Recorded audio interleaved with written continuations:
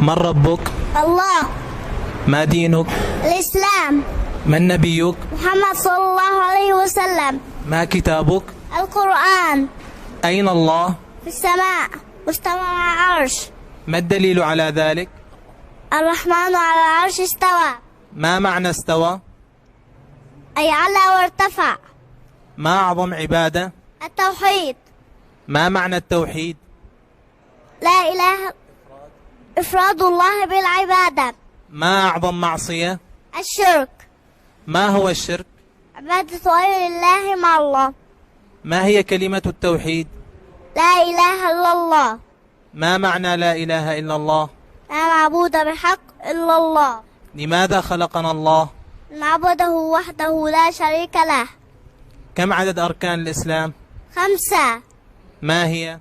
شهادة أن لا إله إلا الله وأن محمد رسول الله، إقام الصلاة وإيتاء الزكاة وحج البيت ما استطاع إليه سبيلا وصوم رمضان. هل لله أسماء وصفات؟ نعم.